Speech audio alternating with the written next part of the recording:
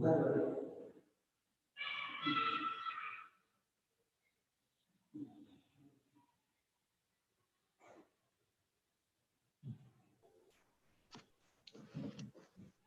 very, very warm welcome to all the devotees of Raman Kendra. May I now request Narayanji to start the proceedings with the puja and then Updeshsaram and Ashtotram. Okay. Achyudaya Namaha, Anandaya Namaha, Govindaya Namaha.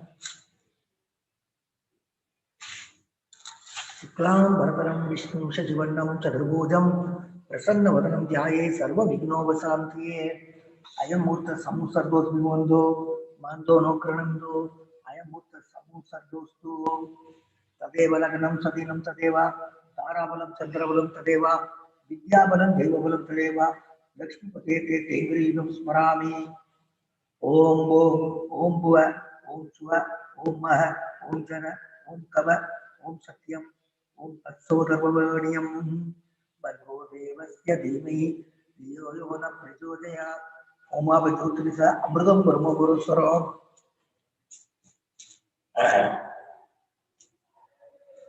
Namopata Samasta Durdasha Dvara Sri Paramesa Pityatam Karishyamānasya Karmana Nirvignena Parsamyatattam Ado Vignesa Puja Karishye Prithviyam Nirutturasi Sutalam Chandakurmo Devada Vidya Trida Yoga Devitam Vishnunatruda Tvam Satare Mam Devi Pavitram Guru Sasanam Agamartam Tu Devanam Kamanartam Tu Rakshasham Andaravam Karam Yadav Devadavan Danjanam Mamopata Samasta Durga Shatwara Sri Parameswar Pityatam Nirvenda Sityattam Adav Vigneswara Pujam Karishye Gananatva Ganapatikum Avamahe Kavin Kavinam Bhubhaneshwaram Jeshta Rajam Brahmanam Brahmanaspade Anusunmanati Sridasadaram Asmin Daritra Bimbe Mahaganapatim Jayami Mahaganapatim Avamayami Mahaganapatiye Namah Asanam Samarpayami Mahaganapatiye Namah Argyam Samarpayami Mahaganapatiye Namah Padyam Samarpayami Mahaganapatiye Namah Asmaniyam Samarpayami Mahaganapatiye Namah Ovasarika Sranam Samarpayami Mahaganapatiye Namah Srananantaram Asmaniyam Samarpayami Mahaganapatiye Namah Vastradatam Akshadam Samarpayami Mahaganapatiye Namah Yajnova Bhidartam Akshadam Samarpayami Mahaganapatiye Namah Gandhagarayami Samarpayami Mahaganapatiye Namah Gandhovari Akshadam Samarpayami Mahaganapatiye Namah Alankaranatam Akshadam Samarpayami Mahaganapatiye Namah Aritra Kungumam Samarpayami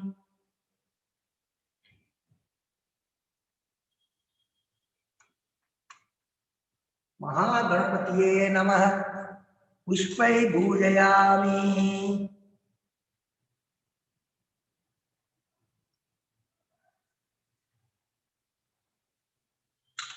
Om Sumudaya Namah Om Ekadandaya Namah Om Kapilaya Namah Om Gajagarnagaya Namah Om Lambodharaya Namah Om Bigadaya Namah Om Vighnarajaya Namah Om Vinayagaya Namah Om Dhumagedave Namah Om Ganatakshaya Namah Om Balachandraya Namah Om Gajaranaya Namah Om Vakragundaya Namah Om Surpakarnaya Namah Om Yerambaya Namah Om Skandamurjavaya Namah Om Siddha Vinayagare Namah Om Shankara Moksha Vinayagare Namah Om Atupurappane Vinayagare Namah Om Mahaganapatiye Namah नानाविध परिमलपत्र पुष्पाणि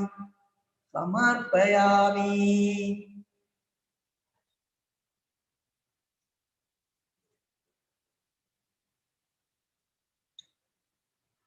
धूपार्थं समर्पयामि।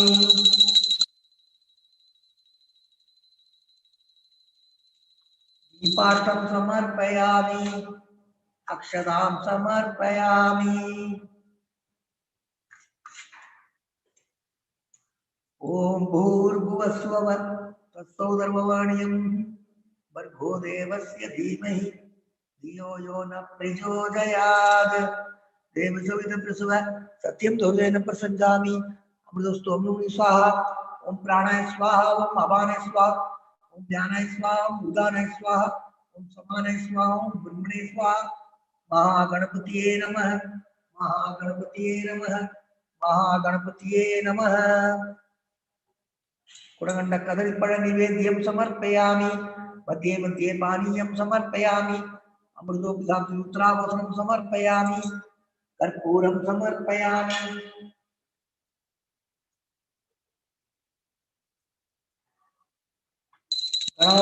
गणपतिं हवामहे कविं कवीनामुपमश्रवस्तरम् ज्येष्ठराजं ब्रह्मणां ब्रह्मणस्पदे आरुष्टुनोनुकुलसीदसादनम्। महागणपतिये नमः। महागणपतिये नमः। महागणपतिये नमः। कर्पूरं समर्पयामि। नीराजनं समर्पयामि। नीराजनानन्तरम् आसमनीयं समर्पयामि। हरि ओम हरि ओम हरि ओम। ओम प्राणाय स्वाहा अपानाय स्वाहा उदानाय स्वाहा समानाय स्वाहा ब्रह्मणे स्वाहा। महागणपतिये नमः। महागणपतिये नमः। महागणपतिये नमः। वक्रतुंड महाकाय सूर्यकोटि समप्रभ सर्वकार्येषु सर्वदा। गणपति प्रसादं शिरसा गृह्णामि। ओम भो ओम भुव ओम सुव ओम मह ओम जन ओम तव ओम सत्यम ओम तत्सवितुर्वरेण्यं भर्गो देवस्य धीमहि धियो यो न प्रचोदयात्। ओम आवज्योतिष अमृतपूर्णमस्वराम् अमोपात समस्त दुर्दर्श द्वारा श्री परमेश्वर प्रीत्यर्थम शुभे सौगुने मुहूर्ते आद्य ब्रह्मण विद्य प्रार्थे देवेदे वराह कृते वैवस्वत मन्वन्तरे अष्टाविंशतितमे कलियुगे नवमे पादे जम्बूद्वीपे भारतवर्षे भरतखण्डे मेरु दक्षिणे पार्श्वे शताब्दे अस्मिन् वर्तमाने व्यावार्णिके प्रभवादीनां षष्ट्या संवत्सराणां मध्ये रमणनाम संवत्सरे उत्तरायणे सार्वरि वर्षे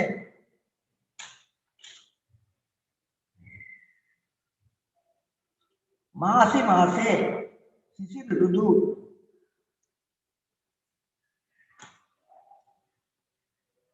कृष्ण पक्षे भानुवासर युक्तायां उत्तर पंगुनी नक्षत्र युक्तायां शुभ नक्षत्र शुभ कर्ण एवं गुण विशेषण विशिष्टायां अस्यां चतुर्थयां शुभतिथौ मम जन्म पापस जन्म प्रति एतच्चन पर्यन्तं मध्ये संभाविधानं सर्वेषां भावानां सत्य अवमोदनार्थम् अस्माहं सहकुटुम्बानां क्षेमसद्धर्य वीर्य विजय आयुरारोग्य ऐश्वर्येण अभिवृद्ध्यर्थं समस्त मंगलावध्यर्थं समस्त दुर्दोषशान्त्यर्थं रमण महर्षि प्रसादेन ज्ञान वैराग्य सिद्ध्यर्थं रमण महर्षि पूजां करिष्ये तदंगम कलश पूजां च करिष्ये।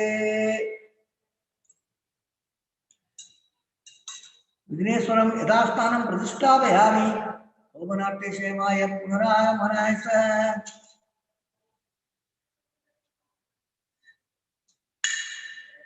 कलशस्य मुखे विष्णुकण्ठे रुद्र समादृत मूले तत्र सिद्धितो ब्रह्मा मात्रिये मंत्रगुण समुद्रा कुशौ तु सागरा सर्वे सप्तत्विधा वसुंधरा ऋग्वेदो यजुर्वेदो सामवेदो अथर्वण गंगे सैन्य गोदावरी सरस्वती नर्मदे सिंधु कावेरी जलेस्मिन् सन्निधं कुरु अम्बैष सहिता सर्वे कर्षाम्बु समाचित्ता आयान्तु देव पूजार्थं दुर्दशकारगा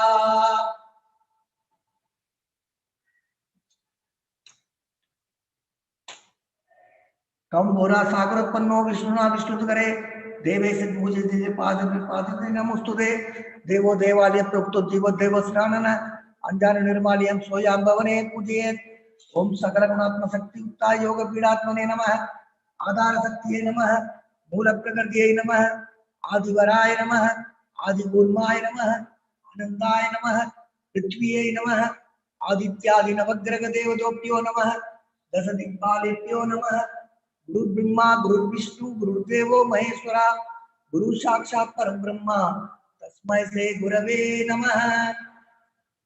ओम अस्य श्री प्राण प्रतिष्ठा मंत्रस्य ब्रह्मा विष्णु महेश्वरा ऋषिरिति सामधर्माणि संतांसि सकल जगत् सृष्टि सति सम्मार्गाणि प्राण शक्ति परा देवता अहं बीजम हरिं शक्ति रोम कीलकम प्राण प्रतिष्ठापने विनियोग आम अंगुष्ठाभ्यां नमः हरिं गर्जनीभ्यां नमः रोम मध्यमाभ्यां नमः आम अनाभिभ्यां नमः रोम कर्दलकुष्ठाभ्यां नमः आम हृदयाय नमः हरिं शिरसे स्वाहा रोम शिखायै वसट आम कौसायं हरिं नेत्रदायाय वसट रोम अष्टदायापट पूर्ववस्वरूप दिग्बंध ध्यानम रक्तांबोधिस्त बोधोरस तरुणसोड कराब्चे पासं गोदंडम विक्षुत्व मणिगुणम पंचमाणा प्राण सुखवालम त्रिनरसिदा पिनव सौर्वट्य देवी बाला गौरना मधुसुरी प्राण शक्ति परान ओम हरिं क्रोम क्रोम हरिं माम अम्यम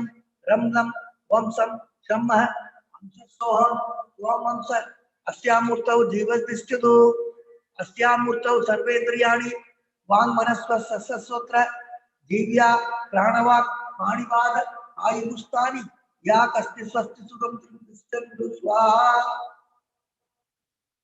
ओम अस्य श्री प्राण प्रतिष्ठा मंत्रस्य ब्रह्मा विष्णु महेश्वरा ऋषिरिति सामधर्माणि संतांसि सकल जगत् सृष्टि सम्मार्गाणि प्राण शक्ति परा देवता आम बीजम हरिं शक्ति रोम कीलकम प्राण प्रतिष्ठापने विनियोग आम अंगुष्ठाभ्यां नमः हरिं गर्जनीभ्यां नमः रोम मध्यमाभ्यां नमः आम अनाभिभ्यां नमः हरिं गरिष्ठिकाभ्यां नमः रोम कर्दलकुष्ठाभ्यां नमः आम हृदयाय नमः हरिं शिरसे स्वाहा रोम शिखायै वसट आम कौसायं हरिं नेत्रदासाय वसट रोम अस्त्रदाय पट पूर्ववस्वरूप दिग्बंध असुनी दे पुनरस्मात् सक्ष पुनः प्राणमी नो दे भोगम जोपस्यन्य सूर्य मुच्चर्न मर्मदे मलयानुस्पत्ति आवायुदो भव श्रद्धायुदो भव सन्निधो भव सन्निधो भव अवगुंडितो भव सुब्रतो भव सुप्रसन्नो भव सुमुखो भव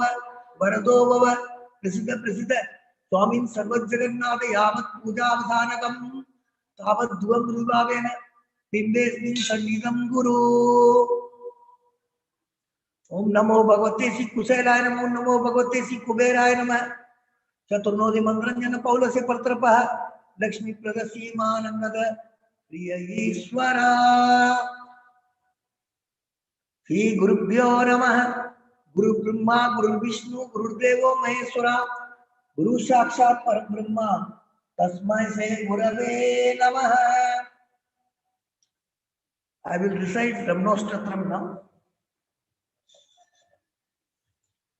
अबार सच्चि सुगुवारि राशौर्य शौर्य मात्रम भुवनम समस्तम गुहायुधं तं रमणं कबीरं चिन्ताविरणं हृदि चिन्तयामि। ओम महोंसेन जाताय नमः। ओम श्री रमणाय नमः। ओम गुरवे नमः। ओम अखंड संविदाराय नमः। ओम महोदसे नमः। ओम कारणोद्भवाय नमः। ओम जगद्विदावताराय नमः। ओम श्री भूमिनादास्तु ज्योतिदाय नमः। ओम पराशर कुलोतंसाय नमः। ओम सुंदराकृतवत्पलाय नमः। ओम कमनीय सुचारित्राय नमः। ओम सयायाम्बा सयायवते नमः। ओम सोनाशूल महोदीन मानसाय नमः। ओम स्वर्णस्तगाय नमः। ओम श्रीमद्वादशांत महास्थले लब्ध विद्योदयाय नमः। ओम महाशक्ति विवादेन प्रबुद्धाय नमः। ओम परमार्थ विदे नमः। ओम दिव्यराय नमः। ओम पितृपदान्वेषिणे नमः। ओम हिंदु मौलिना पितृपदे नमः। ओम विदुरादेस्त षोडशैल प्राप्ताय नमः। ओम तपोमयाय नमः। ओम उदासीनाय नमः। ओम महायोगिने नमः। ओम महोत्साहाय नमः। ओम कुशाग्रदिये नमः। ओम शांत संकल्प संप्रभाय नमः। ओम सुसुंद्रुसे नमः। ओम सवित्रे नमः। ओम स्थिराय नमः। ओम तवश्चवीद सर्वज्ञाय नमः। ओम पुल्लांबूज विलोचनाय नमः।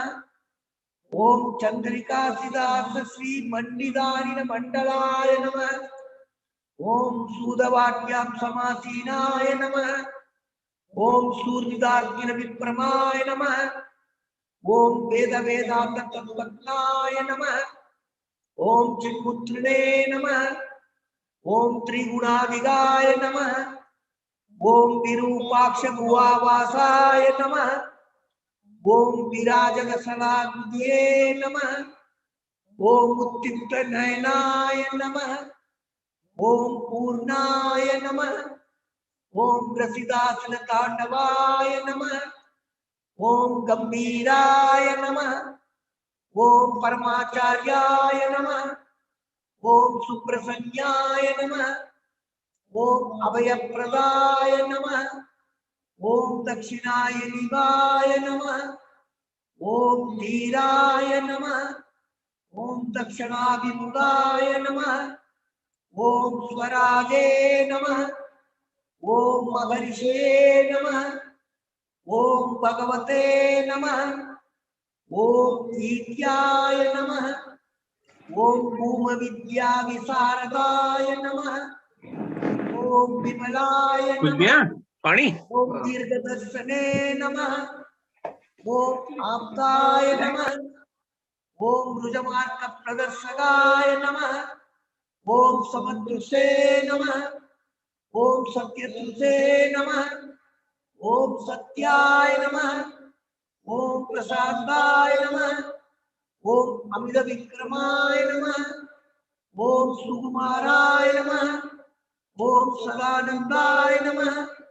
ओम मृदुवासिने नमः। ओम दयार्णवाय नमः। ओम श्री सोणासुर हिरुत्पूत स्कंदाकर्म निकेतनाय नमः। ओम सत्कर्षणोपदेष्टरे नमः। ओम सत्भक्त वृत्त परिवृदाय नमः।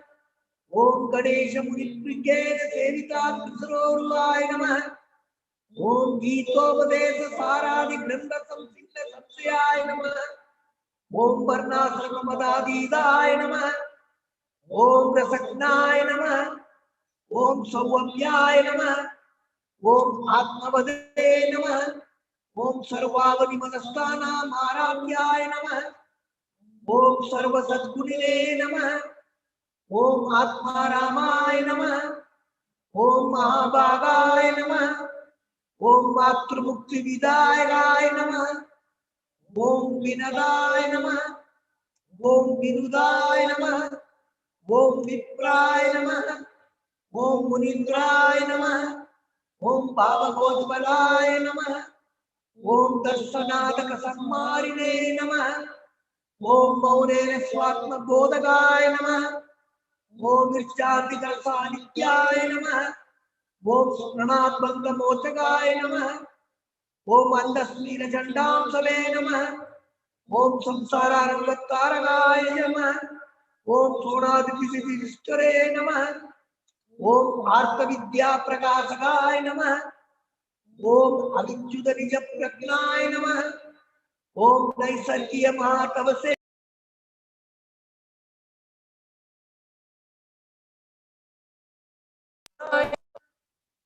ओम गुवाय नमः। ओम दंडवाणिये नमः। ओम कृपापूर्णाय नमः। ओम पवरोगपिशक्वराय नमः। ओम स्कंदाय नमः। ओम देवदमाय नमः। ओम अमर्त्याय नमः। ओम सेनानिये नमः। ओम पुरुषोत्तमाय नमः। ओम नमो भगवते श्री अरुणाचल श्री रमणाय नमः। ओम नमो भगवते श्री अरुणाचल श्री रमणाय नमः। ओम नमो भगवते श्री अरुणाचल श्री रमणाय नमः। ओम नमो भगवते श्री कार्तिकाय नमः। ओम नमो भगवते श्री मुर्गावल्ली दैवाने नमः। ओम नमो भगवते श्री सुब्रमण्याय नमः। ओम नमो भगवते श्री स्वामीनाथने नमः। ओम नमो भगवते श्री दक्षिणामूर्तिये नमः। ओम नमो भगवते श्री नटराजने नमः। ओम नमो भगवते श्री भैरवने नमः। ओम नमो भगवते श्री नंदीमहेश्वराय नमः। ओम नमो भगवते श्री शिवपार्वतीये नमः। हरि ओम हरि ओम हरि ओम। I will recite Bhubaneswar now. कर्तुराज्ञया तापदे फलम कर्म किंबरम कर्मदर्जनम कृतिमहतदो पदन कारणम फलम शाश्वतम गगनिरोधकम ईश्वरार्पितम नेचयाकृतम सिद्धशोधकम मुक्तिसाधकम कायवाङ्मन कार्यमुद्गमं भूजनं जप चिन्तनं क्रमात् गतैषधी युक्तसेवनम् अष्टमूर्तिभृत् देवपूजनम् उत्तमस्तवा तुच्छमन्दद सिद्धजं जप ज्ञानमुत्तमम् आद्यधारया श्लोकशासनम् सरलचिन्तनम् विरलदपरम् वेदभावना सौम्यमित्यसौ भावनाविदा भावनीमदा भावशून्यस भावसुस्तुति भावनाबला भक्तिरुत्तमा तिरुस्थले मन स्वस्थता क्रिया भक्ति योग बोधाश्च निश्चितम् वायुरोधना क्रियते मन ज्ञानभक्षिव बोधसाधनम् सिद्धवायव सिद्धिक्रियायुधा साधयोन्वयी शक्तिमूलका लय विनाशने उभयरोधने लयकदम्बुधः भवति नोरुधम् प्राणबन्धना लीनमानसम् एकचिन्तना नाशमेत्यज नष्टमानसो निष्ठयोगिन कृत्यमस्तिं स्वस्तिदं यद विश्ववारिदं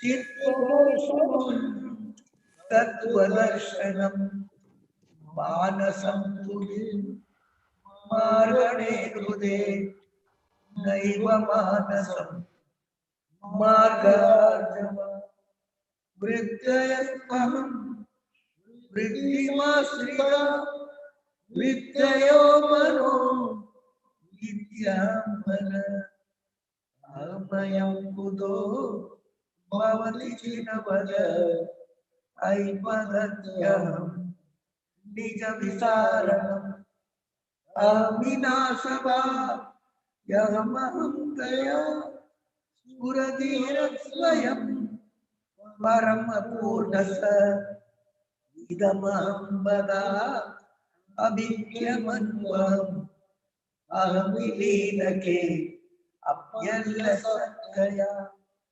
विग्रहेन्द्रिय प्राणदीगम नाम से कस जड़म सस तत्वभासिका सिद्ध्वेदनम श्रद्धया सिद्धयायहम् ईश जीवयो देशदीपिता सत्स्वभावतो वस्तु केवलम् ईशानद स्वात्मदर्शनम् ईशदर्शनम् स्वात्मरूपत आत्मसंस्थिति स्वात्मदर्शनम् आत्मनिर्दया आत्मनिष्ठा ज्ञानवर्जिता अज्ञानहीनचि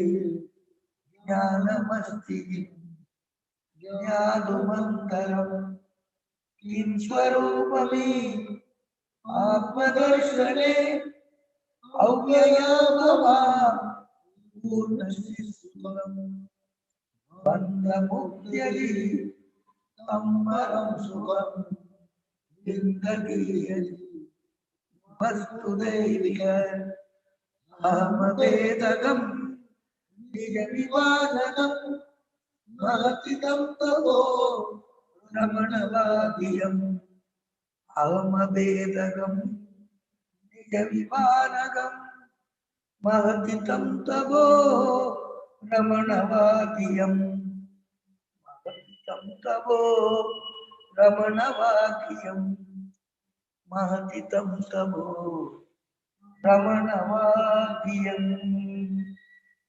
ओम नमो भगवते श्री अरुणाचल श्री रमणाय नमः। ओम नमो भगवते श्री अरुणाचल श्री रमणाय नमः। ओम नमो भगवते श्री अरुणाचल श्री रमणाय नमः।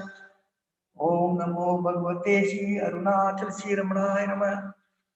ओम नमो भगवते श्री अरुणाचल श्री रमणाय नमः। ओम नमो भगवते श्री अरुणाचल श्री रमणाय नमः। ओम नमो भगवते श्री अरुणाचल श्री रमणाय नमः। ओम नमो भगवते श्री अरुणाचल श्री रमणाय नमः। ओम नमो भगवते श्री अरुणाचल श्री रमणाय नमः। ओम नमो भगवते श्री अरुणाचल श्री रमणाय नमः। ओम नमो भगवते श्री अरुणाचल श्री रमणाय नमः। ओम नमो भगवते श्री अरुणाचल श्री रमणाय नमः। ओम नमो भगवते श्री अरुणाचल श्री रमणाय नमः। ओम नमो भगवते श्री अरुणाचल श्री रमणाय नमः। ओम नमो भगवते श्री अरुणाचल श्री रमणाय नमः। ओम नमो भगवते श्री अरुणाचल श्री रमणाय नमः। ओम नमो भगवते श्री अरुणाचल श्री रमणाय नमः। ओम नमो भगवते श्री अरुणाचल श्री रमणाय नमः। ओम नमो भगवते श्री अरुणाचल श्री रमणाय नमः।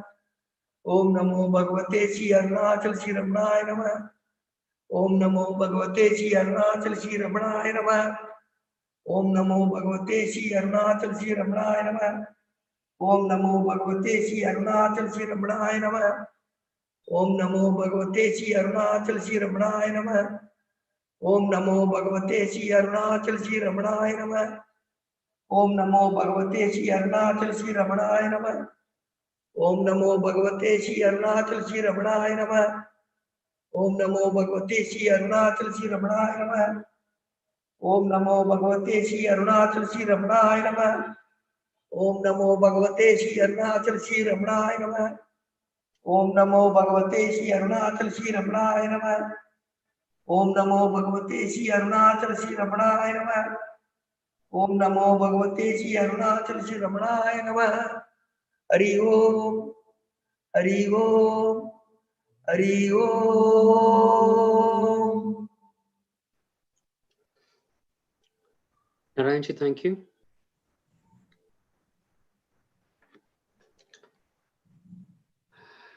A very, very warm welcome to you, Swamiji. You definitely do not need any form of introduction from us, but for the benefit of our new devotees, Swamiji is the spiritual leader of Vedanta Society of New York, formed by Swami Vivekananda in 1894. He joined the Ramakrishna Mutt and Mission in 1994 and received sannyas in 2004. Before being posted to the Hollywood Temple, Swamiji served as an acharya of the Monastic Probationers Training Center at Belur Mutt. He has served the Ramakrishna Mutt and Mission in various roles, including as the Vice Principal of the Deogar Vidyapeeth Higher Secondary School, Principal of the Shikshana Mandir Teacher Education College at Belur Mutt, and the first Registrar of the Vivekananda University at Belur Mutt. Swamiji had very kindly addressed us all on the auspicious occasion of Jayanti last month. Swamiji, on behalf of our devotees, a very warm welcome to you with a request to address us and bless all of us.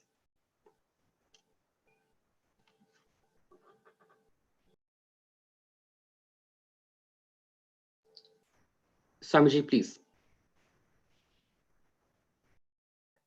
Sorry, there was a slight interruption in the internet connection. But now I think it's all right. Can you hear me, everybody? Yes, You can Swamiji. hear. Yes. All right. Thank you for having me again on this occasion.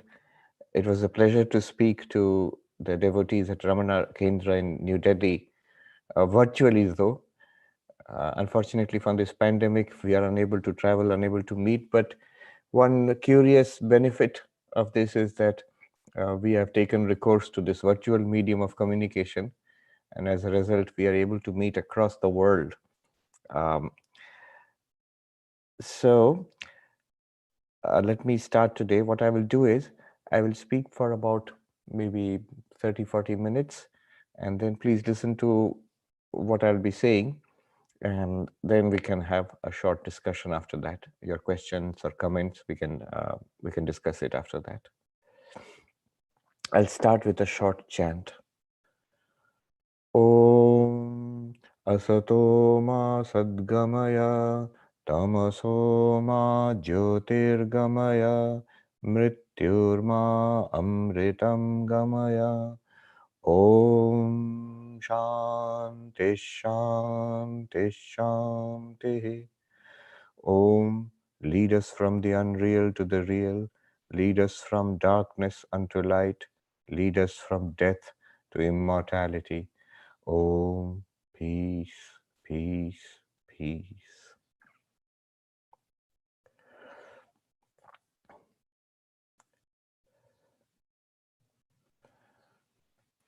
The message of Bhagavan Ramana is can be best characterized as the highest form of Advaita Vedanta.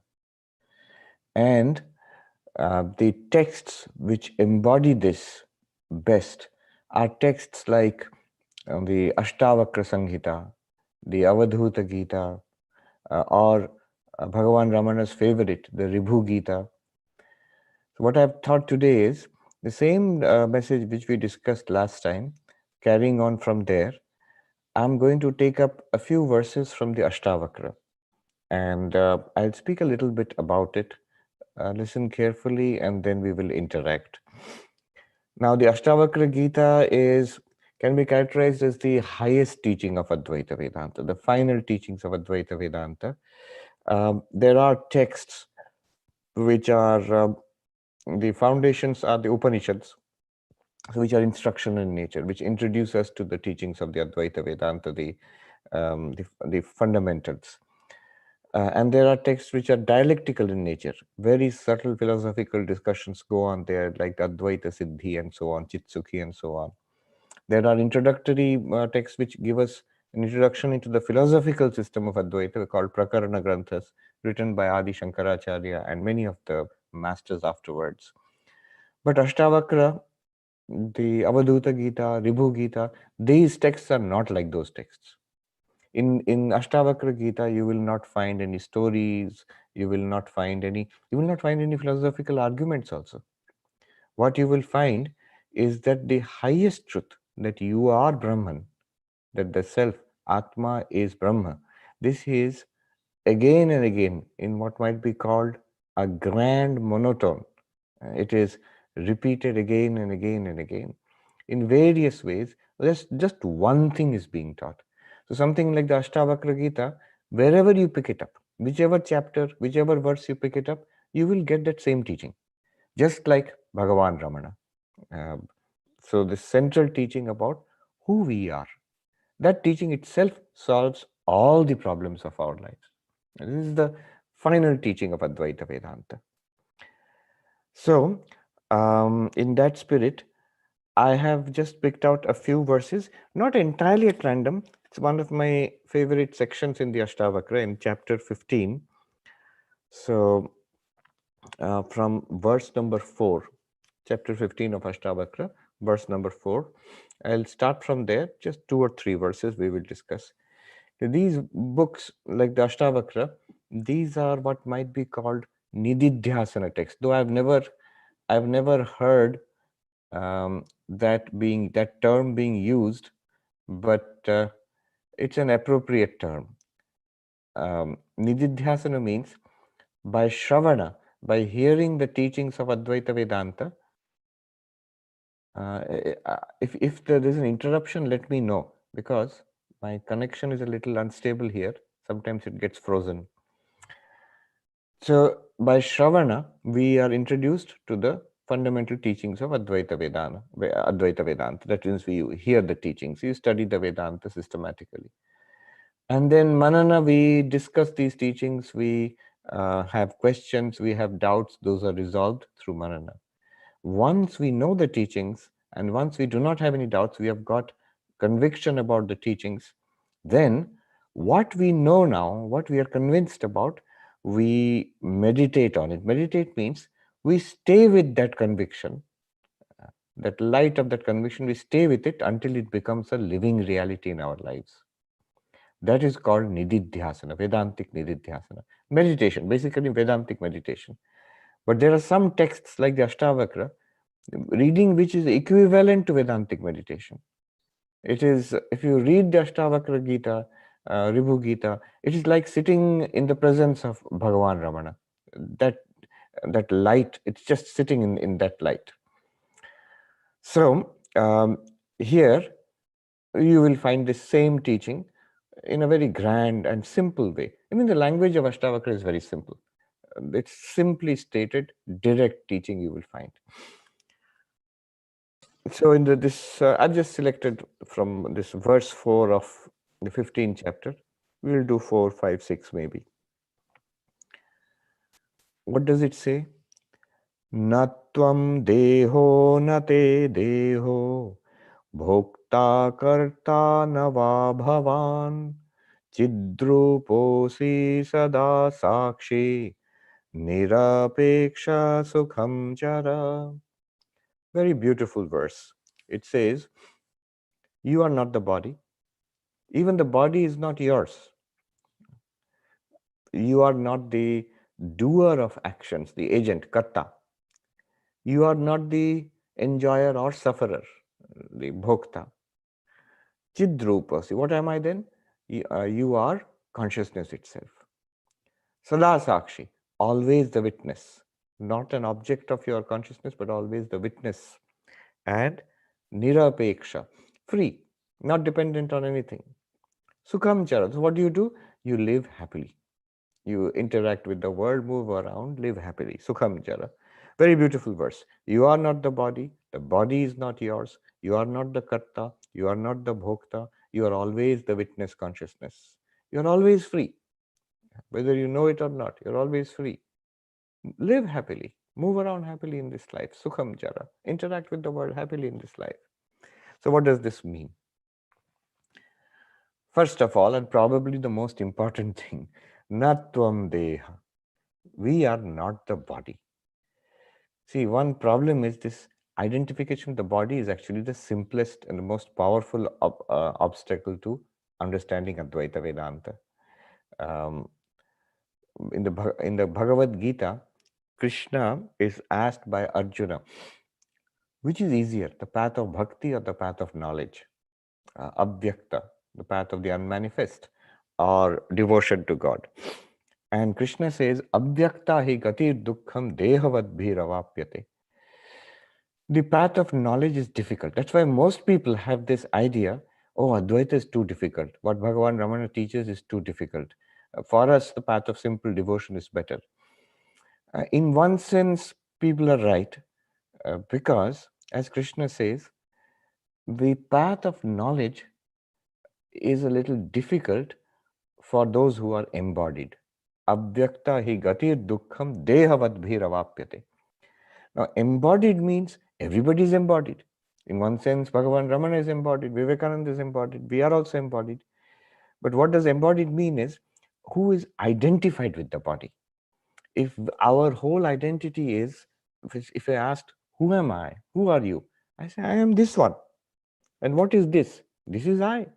I am this and this is I. This complete identification. In Advaita, it is called the Anyonyadhyasa. This complete identification with the body. I am the body and the body is I.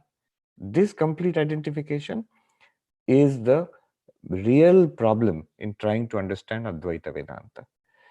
So this is what is attacked first. It's actually not difficult. If Bhagavan Ramana appeals to you, it means that you have the tendency, the samskara for understanding Advaita Vedanta. Even Sri Ramakrishna, people used to think, so he's basically a devotee. He's a devotee of Mother Kali, Ma Kali. It is true. At the same time, he would say things like, he said, tie the knowledge of Advaita to the hem of your cloth. You have to imagine in Bengal, in rural Bengal in those days, women in the house would tie the household keys to the hem of their sari. So tie the knowledge of Advaita to the hem of your cloth and then do whatever you like. In Bengali, he would say. So this, one can make Advaitic knowledge the basis of one's life. Then do whatever you like means, then you can practice bhakti, then you can practice meditation, then you can practice karma yoga and serve the world. And then you can go about your duties in the ashram, in the house, in your community, in your career. All of that you can go around with the foundation of the knowledge of Advaita. But first, most important, is that we must examine this instinctive identification with the body. Shankaracharya calls it Naisargiko ayam loka vyavahara. It says a natural ignorance with which we are born. And you don't have to go to school to become identified with the body. Automatically, after some time, the baby feels, I am this body. This body is I and I am this body. But is it true? Is it true? Very quickly, I'll mention, I had mentioned this in detail in the talk earlier, but how am I not this body? First of all, that this body is an object and I am the subject. I am the experiencer, the drashta, the seer. The body is the experienced, the drishya, the seen. Seer and seen are not the same. See, for example, when I look at this book, so I am the seer. These eyes are seeing and the book is the seen. The seen, the book, and the eyes, which are the seer, are not the same. Very clearly different. In fact, when we look around, everything that we see is a seen, drishya, and it must be different from the eyes. Unless something is different from the eyes, you cannot see it. To see something, the eyes, to see something in a very simple, naive way, if you think about it, to see something, it must be at a distance from your eyes. Even your glasses, which you're wearing, the spectacles which you're wearing, is a little distance from your eyes. The only thing that the eyes cannot see are the eyes themselves. Everything else the eyes can see. Now, it is not just seeing. Any sense organ, they act on something different from them. Seeing, hearing, smelling, tasting, touching. I, the knower, I, the experiencer, I am the drashta. And whatever I know, whatever I experience, must be different from me. They cannot be the same entity. Drashta and Drishya must be different. The body is Drishya. Think about it. Can you see the body? Yes. Can you touch the body? Yes. You can see it, touch it, hear it. If a tummy is rumbling, you can hear it. You can smell it. You can taste the body. The body is an object to all the five senses. It is seen, heard, smelled, tasted, touched. It's an object. And you are the drashta of the body. So you, the drashta of the body, you, the one who can see, hear, smell, taste, touch the body, you cannot be the body. It's a simple fact. We never think about it. The very nature of avidya or aviveka is that we instinctively come to this understanding that we are the body. We never examine it. If you examine it, then this understanding falls apart. This is an error. It falls apart. It disappears if you examine it. How do you examine it? Like this, drashta and drishya. Because the body is a drishya, I am the drashta, I cannot be the body. And therefore the states of the body, youth, middle age, old age, not my state. I am the experiencer. I'm not denying the body is becoming old, wrinkles are coming, that health is not as good as it used to be. I'm not denying it, but that's not mine. It's in the body. One sadhu in Uttarakhand said, "Jo jiska hai usko usi mein rakho." So the body, old age belongs to the body. Keep it in the body. Don't impose it upon yourself. Disease belongs to the body. Keep it in the body. Don't impose it upon yourself. See, yes, this is the property of the body. I am not the body. Tall, short, fair, dark, man, woman, property of the body. I am not the body. I am not tall or short. I am the drashta of that. I am not dark or fair. I am the drashta of that. I am not man or woman. I am the drashta of that. These properties of the body. Because you are the drashta and the body is a drishya, you cannot be the body. Similarly, because the body is insentient, jara, you are sentient, consciousness. Jara and Chetana cannot be the same thing. Therefore, you are not the body. Simple insight. If you apply it, you will see how amazing it is. It is a fact. What do I mean by that? Jara and Chetana? One should carefully consider it. Are you aware of the body? Yes. I'm aware of the body. Here, we just said drashta drishya, so I'm aware of the body. Is the body aware of you? You will say, what a strange question. Yes, but think about it. Is the body aware of you? No, the body is not aware. Just as this book is not aware of me, I am aware of the book. The body is not aware of me. I am aware of the body. It's a simple experiment. Look at your hand. I am aware of the hand. The hand is not aware of Swami Sarvapriyananda. Not at all. It's an object. So, this is another pointer. Jada and Chetana. You are conscious and the body is not conscious. You are sentient, the body is not sentient. How can the conscious and the not conscious be the same thing? How can the sentient and the insentient, Jada and Chetana, be identical? They cannot be. So remember, these two seem similar. Drashta Drishya and Jada Chetana, they seem similar, but they are two different approaches to the same question. Am I the body? No. You are Drashta, body is Drishya. Drashta and Drishya are separate. You are Chetana, the body is Jada. Chetana and Jada are separate. And therefore, you cannot be the body. Another way, changing and unchanging. This body has changed. From babyhood to childhood to teenage to youth to middle age to old age. It has changed so much and it's continuously changing. Doctors will tell us how much the body, we're continuously shedding cells and new cells are being generated in this body, continuously changing. And yet we say, you say, I was that baby, I was that teenager, I was that young person, I was that middle-aged person, I am this old person. I am the same. Was the baby somebody different and this old person is somebody different? No. I say I am the same. then how can you be the same if the body is continuously changing? Body is not the same. The constituents of the body is like a river flowing. They're saying that you cannot take a bath in the same river twice. But when you go to take a bath in the Ganga or Yamuna again, it is changed because it looks like the same, but the water has flowed. Similarly, matter has flowed through this body. How can you say that it's the same body? Body is changing. You are unchanging. How can you be the same? How can you be the body? Changing, unchanging. Savikara, nirvikara. You cannot be the body. You are the drashta, chetana, nirvikara. This consciousness which is experiencing the body, and the body is the drishya, experienced, jada, insentient, and savikara, continuously changing. We can go on. There are multiple, many such ways of analyzing, doing viveka, but all it reveals to us is, I am not the body. At this point we may say, all right, I admit it, I am not the body, but body is mine. I am in the body, body is mine. It's like I am in the car, but the car is mine. So it is my body. I never said I am the body. What I meant was it is my body. And Ashtavakra says, Nate deho. The body is not yours. Again, think about it. Is the body mine? One sadhu in Uttarakhand put it very nicely in simple Hindi. He said, Deha aapka hai Mahatma ji? Oh monk, is your body the does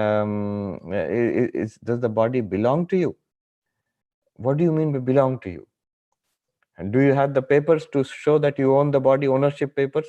Here a police will stop your car and ask, give your papers to show that you have the license and registration. If police stops you and asks, give papers to your body. No. Did you make this body? No. Even your parents did not make this body. It is nature which made this. Prakriti. Prakriti has made this body. We could not make this body. Do you own the materials out of which this body is made? The Panchabhuta, no, they are owned by God. Ishvara owns the Panchabhuta, the Akasha, Vayu, Agni, Teja, Jala, Prithvi. All of this is owned by Ishvara. The materials out of which the body is constituted, they do not belong to me. They belong to God. I don't own the materials. I have not constructed the body. I do not have any. Did anybody give it to you as a gift? Here, I'm giving you this body, take. No, I have no such memory. You don't own the body. You don't have rights to the materials out of which the body is made. There's this funny story, joke about, a scientist came and told a gentleman that, in God, this whole God hypothesis is not necessary. We can create life in the laboratory. This gentleman said, that's very interesting, show me. So scientist said, come to my laboratory, I will show you. And this gentleman goes to the laboratory of the scientist, and the scientist said, see, this is the process. First, you take some earth. And then the gentleman said, get your own earth. It is God's earth. So how can you say you are creating? All the material is still there. So you do not own the material. Do you control the body? It's worth thinking about. Do I control the body actually? I feel I am in charge of the body. But really, no. Almost none of the activities of the body are under our direct control. Nature is doing it. They're autonomous functions. In fact, at this moment, if Prakriti said, all right, now you drive this body, you are in charge of this body, it would be a crisis. Thousands of processes going on in this body. The lungs operating, the heart operating, the blood circulation, the enzymes and the hormones and the digestion going on, the assimilation of food. So many activities are going on at the organ level, tissue level, cellular level. If I am put in charge of it, it would be disaster. It would immediately, I would have to be admitted to the hospital. It would collapse, the body would collapse. No, most of the activities of the body are not, almost nothing in this body is under our control. Nothing in this body is under our control. It's so delicate. We're just discussing with a person here that this body is so delicate. Just, one little blow here, one little disease, one little virus, dead. And yet sometimes a soldier may get hit by a dozen bullets and may still survive sometimes. We don't know. We are not in charge of the life and death of this body. Nate deho. Neither are you the body, nor is the body yours. It's a great lesson to learn. Everything about this body is controlled by our prarabdha karma, by Ishvara. We are just, as the Americans say, we are here for the ride.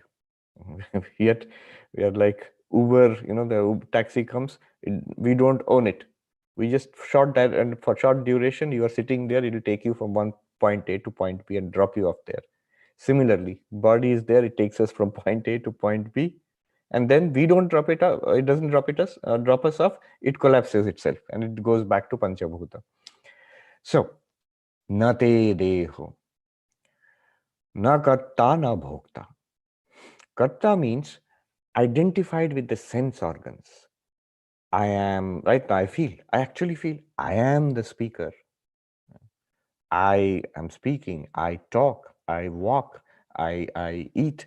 All the activities of the motor organs, I identify with that. I am the karta, the doer of deeds. And bhokta, in identification with the pancha gyanindriya, with the 5 sense organs. Right now you will be feeling, I am listening to this talk. So I am the one who is listening. I am the one who is seeing. I am the one who feels cold, heat, cold, pain, pleasure. So I am the bhokta. And karta and bhokta are related. The deeds that we do as the karta, I am the doer of the deeds. That karma generates the karma phala.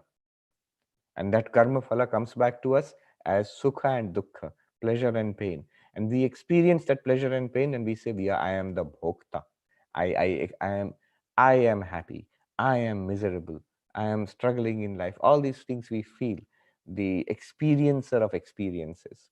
Often it is translated in our books as bhokta means enjoyer. It's not always enjoyment. Mostly it is not enjoyment. Mostly it is suffering in life. So enjoying and suffering both are bhokta, bhoga. But that happens only when I'm identified with the sense organs, with seeing, hearing, smelling, tasting, touching, feeling heat and cold, pleasure and pain.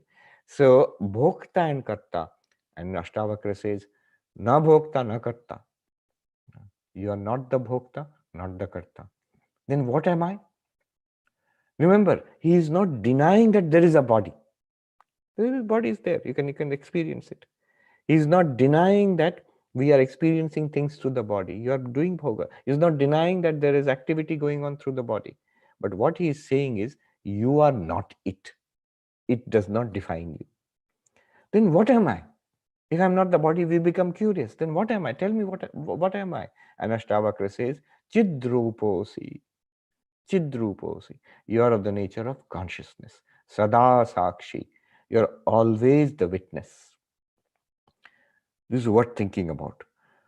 What is this consciousness? Body, if you tell me, I can understand. Here is the body. If you tell me that I am the mind, that also I can understand. When I close my eyes, thoughts are coming, memories are coming, ideas are coming, feelings are coming. I am the mind. I understand. But what is consciousness?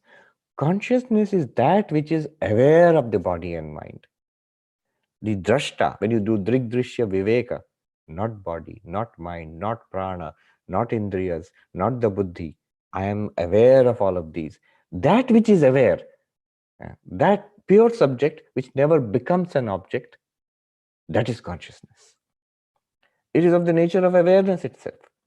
Because of that we are aware. Because of that we are lit up. Upanishad says, Tameva bhantam anubhati sarvam, tasya bhasa sarvamidam vibhati. Kathopanishad. By its light, everything is lit up. That shining, everything shines. By your light, everything is lit up. What is lit up? Mind is lit up. Sense organs are lit up. The body is lit up. You feel aware. The body feels aware. And with this aware body, you experience the world. By your light, everything is lit up. You shining, everything shines. That is the meaning of the Kathopanishad line. So, Chidruposi, Sada Sakshi, always Sakshi. When we say Sakshi, witness, we feel it's like it's an action, witnessing. that I am watching something.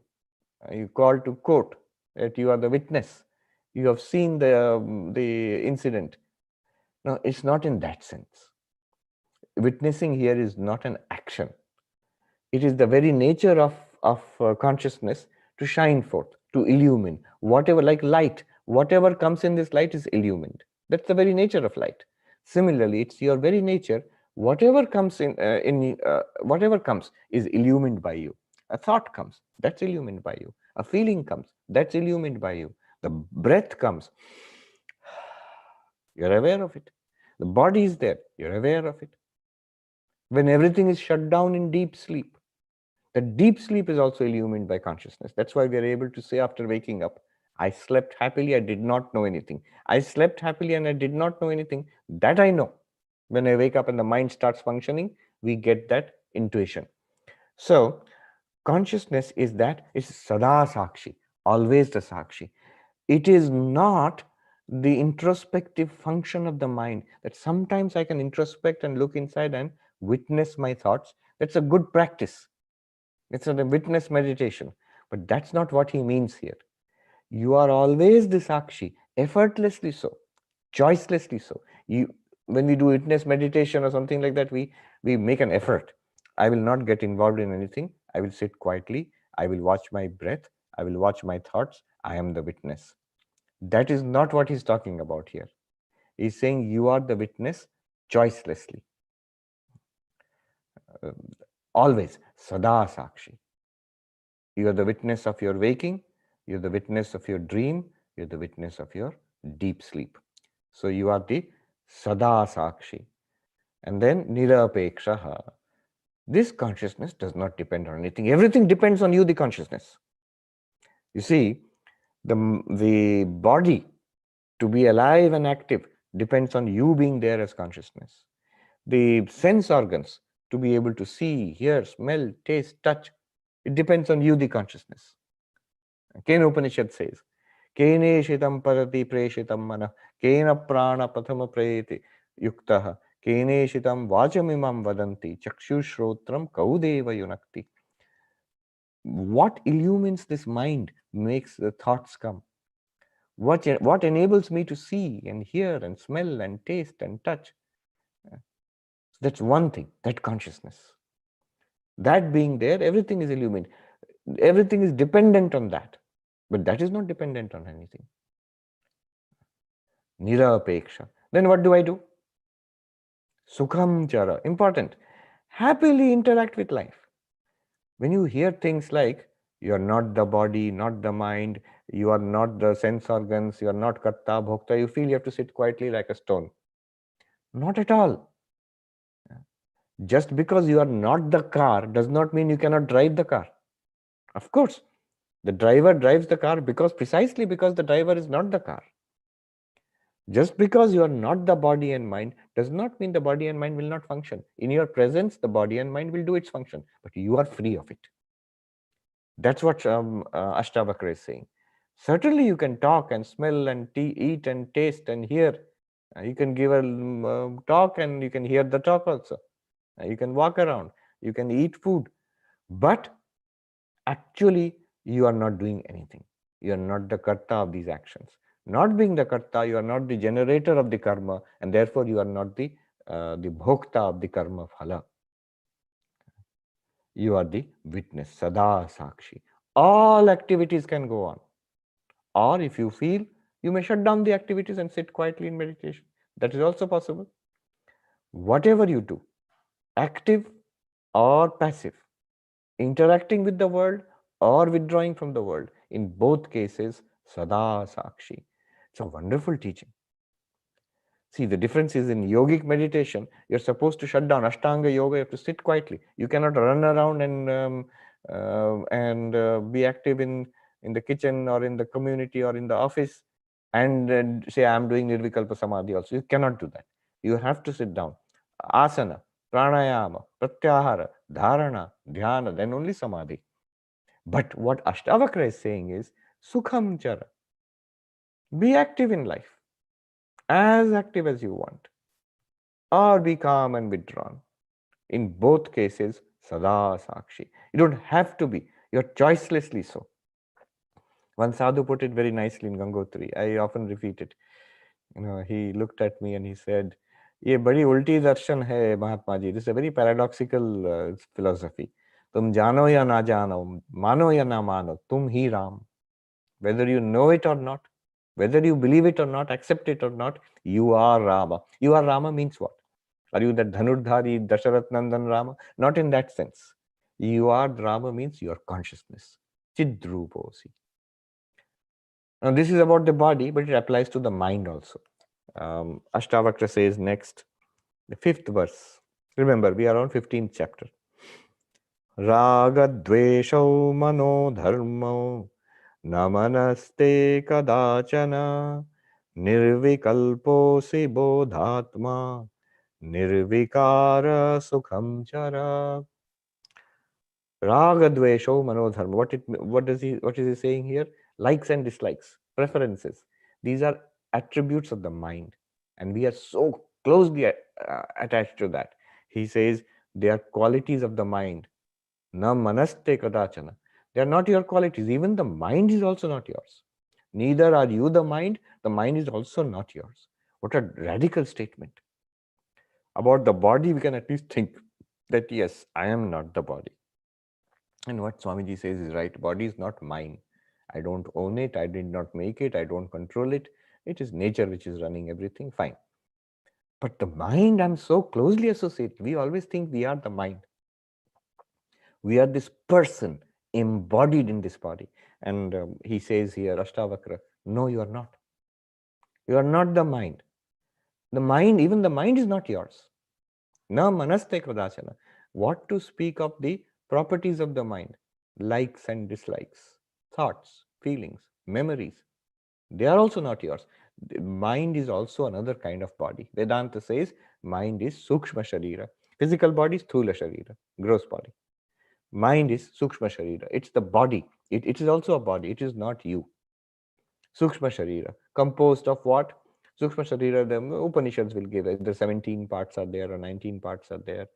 The pranamaya kosha, the manomaya kosha, the vijnanamaya kosha. This is called sukshma sharira. But the point here is, it is not you, it is not yours. What a great freedom. Remember, he is not denying that it is there. It is appearing, it is doing its function, but it is not you. What a great freedom to drop the mind. I remember one little incident where Bhagavan Ramana is sitting quietly there, and there are people sitting near him, and somebody asks, what is Bhagavan thinking? He did not reply, he was sitting quietly. Somebody else replied, he's not thinking anything. And Bhagavan Ramana smiled softly, as if giving assent to that. You can stop, you can drop the mind also. Mind is an instrument. Why should it always think? It is like having hands. If you have got hands, will you keep on grabbing things? If you have legs, will you keep on walking and running? If you have a tongue, will you keep on talking? No. If you have a mind, will you keep on thinking? No, but the mind keeps on thinking. And most of it is unnecessary thought, churning away. So, na manaste kadachana. You are not the mind is not yours, never was yours. What a freedom. What a freedom. Step back from the mind, drop the mind. Let it think if it will. Swamiji, mind is thinking, what can I do? I can't control it. Let it think, what is it to you? There are 7 billion people with minds. Animals also have minds. Are you controlling those minds? No. Then if this one mind, Ashtavakra is telling you, it is not yours. It is not you. Why are you so bothered about trying to control it? See, it's so radical. The yogi will say, control the mind. The bhakta will say, fill the mind with devotional thoughts. The karma yogi will say, fill the mind with benevolent thoughts about others, for doing good to others. Ashtavakra says, drop the mind. You are not the mind. But then mind is necessary. Will I not think about all the duties of life? And yes, of course, mind will do its work. What is it to you? So that attitude, if you take at least once in a while, I am not the mind. Think it this way. All the thoughts that the mind thinks are meaningless. Not one thought has any meaning, any purpose, any validity. If you think like that don't think continuously, otherwise you cannot work. But if you think like that 2-3 times a day, you'll find it's like flushing the mind. All the terrible things that the mind shows us, anxiety, fear, you see, it is meaningless. It has no point, no meaning, no significance. You sit quietly like that, you'll see mind calms down by itself.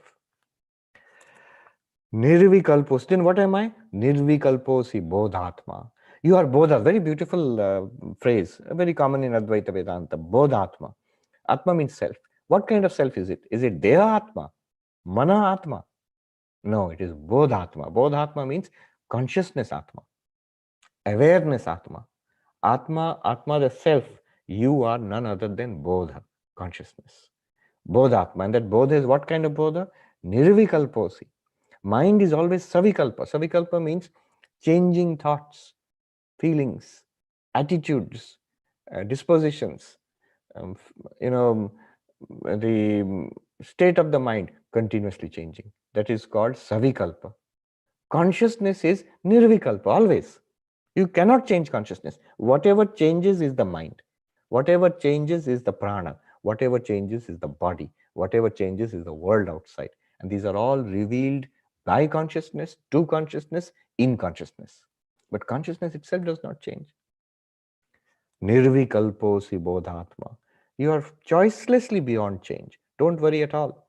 No old age for you, no middle age for you, no youth for you, no birth for you, no death for you. Nirvikalposi bodhatma. Nirvikara. There is no change. Mind is savikara. Body is savikara. Body undergoes asti, jayate, asti, vardhate, viparinamate, apakshiyate, nashyati. It is born, comes into existence. It develops from childhood to teenage and on. Then it begins to, it matures. Then it begins to decay. And see, after 40s, one doctor joked, Swamiji, after 40, take it for granted. It's all downhill after that. Young people do not understand that. They think it will go on getting better and better. It will go down. That's it. This is the best you have reached, top of the hill. The rest is downhill now. So viparinamate, apakshiyate. Apakshiyate means it deteriorates. And then it will die one day. Body will die. But you are nirvikara. Mind is savikara. So many thoughts, feelings going on throughout the day, from morning till now. How many thoughts you have got? How many times happy? How many times sad, disappointed? How many times excited? How many times bored? How many times annoyed? How many times peaceful? Mind. This is called savikara. But you, the awareness, you are nirvikara. You are the one which revealed the peaceful mind. You are the one which revealed the agitated mind. You are the one which revealed the excited mind. You are the one which revealed the bored mind. So nirvikara. What will you do then? Sukham chara. Move about happily. Do your duties happily. Sit quietly happily. And meditate happily. Go and cook a dish in the kitchen happily. Interact with people happily. Does not mean you have to have like a smile always. An American says a smiling face always you have to have. Not necessarily.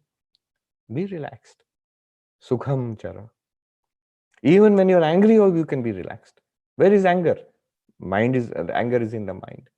Anger is in the body. Don't be angry, but even if it is there, one Swami was there, Swami Premananda, the disciple of Sri Ramakrishna. He used to look after Belur Mutt in the early days, during time Swami Vivekananda, just after Swami Vivekananda's time. It was very popular. Young people used to come. Many youngsters became sannyasis because of his love and affection. So one person has written reminiscences of Swami Premananda.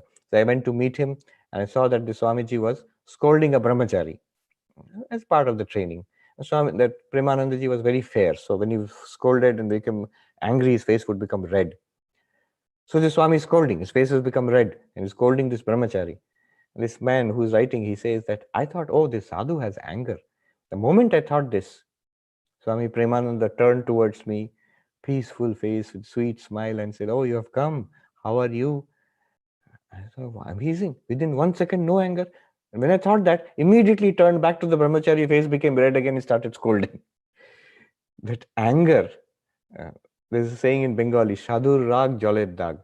Like flowing water. If you try to draw a line in flowing water, what happens to the line? As you are drawing that line goes away because water is flowing. Similarly, anger will go away. Imagine that flowing water, anger will go away. Nirvikara Sukham Chara. Be happy. Even in the midst of, sometimes mind will become upset, sometimes it will become angry, sometimes peaceful. Doesn't matter. You are happy. Sukham Chara. We have run out of time, but what I will do is, so one more verse, let me read. In the meantime, you can think of questions and observations. Number 6, let me read. It's a very beautiful verse, but I will not explain it much now because we have run out of time. So this consciousness I am, now the question is, how many such consciousnesses are there? What about all these other people? Is each one a separate consciousness? I understand. I am not body, not mind. Thank you very much for this wonderful teaching. But I have a question. All these people are sitting. Each of them is a separate consciousness apart from me, or is it one consciousness? And you know, Advaita Vedanta says it is the same Atma. It is one consciousness. Bodies are different. Mind and personalities are different. But the Atma or the consciousness behind everyone is one and the same, with one Satchidananda in all bodies and minds. Krishna says in Bhagavad Gita, Kshetragyam chapi mam vidhi sarva kshetreshu bharata, 13th chapter. Know me to be the consciousness, the knower of the field in all bodies and minds. So this thing is said in the 6th verse. Again, chapter 15.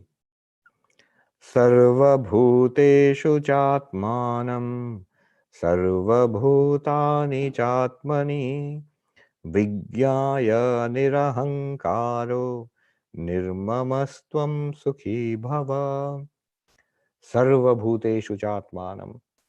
In all beings, and all living beings, not only human beings, all living beings, the same Atma. All non-living beings, the same existence, which is the Atma, Satchidananda. Same Atma in all beings, in all living and non-living. See, non-living beings, they do not have prana. That's why they are non-living. They do not have sukshma sharira, but they have existence. That existence is you.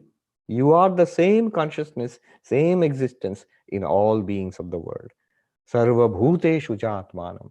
This is sat anusyuta. In technical terms, the pervasion of existence. In all beings, you exist as existence itself. Sarva bhutani chatmani. And all beings are in you the Atma. You are in all beings and all beings are in you. This is again Bhagavad Gita, same phrase is used. Ishopanishad, the same phrase is used. In you, the consciousness, in you appears the entire world. In technical terms, in Advaita Vedanta, the universe with all its beings is adhyasta, superimposed upon you. This is called adhyasa. It's an appearance in you. Appearance in you means you, the consciousness alone, appear as all the beings of the world. Not one person, even the person you dislike the most, even your greatest enemy, is you.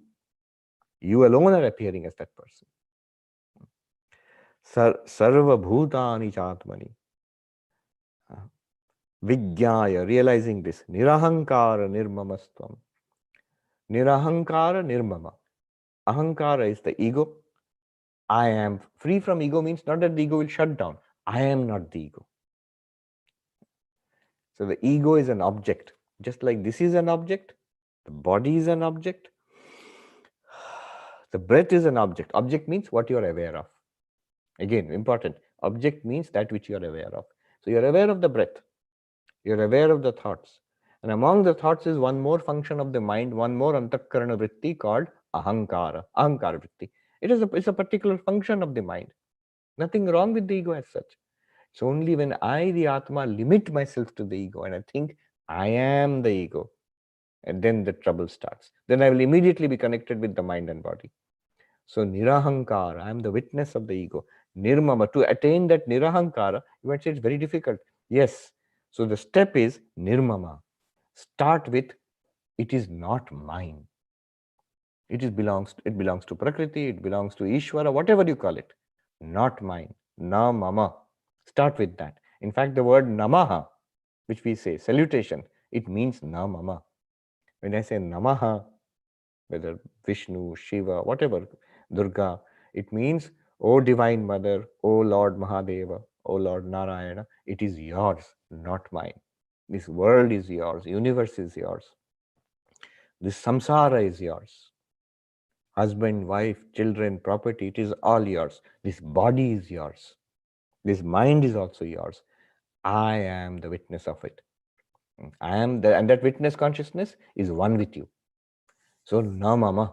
When you do that, na mama, I just imagine you do not own anything. Imagine yourself as the most all-renouncing sannyasi. Mentally imagine. I do not own anything in this world. I know one sadhu, I'll tell you this and I'll stop. One sadhu, I do not know if he's still alive in India.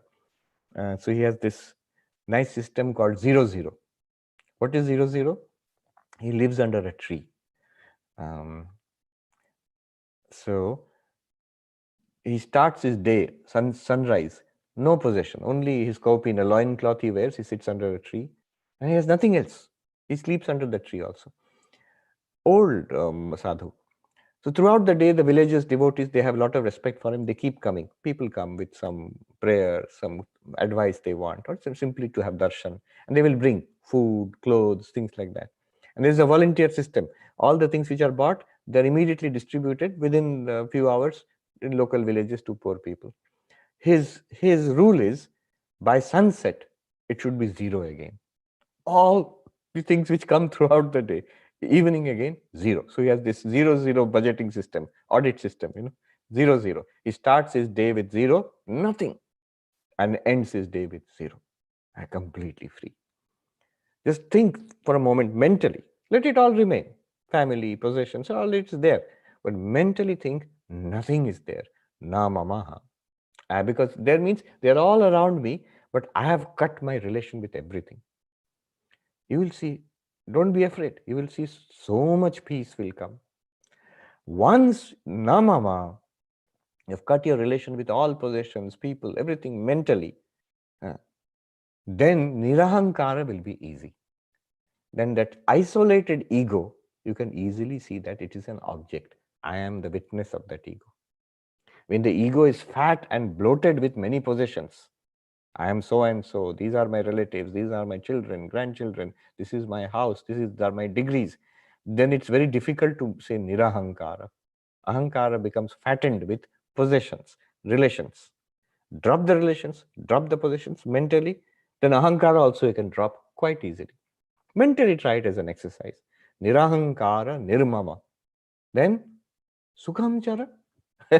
Ashtavakra is very funny that way. Then be fully active like that. They go about, do your job, whatever you want to do. So this is the, let me just chant the verses, the 3 verses one after another, and then we can interact.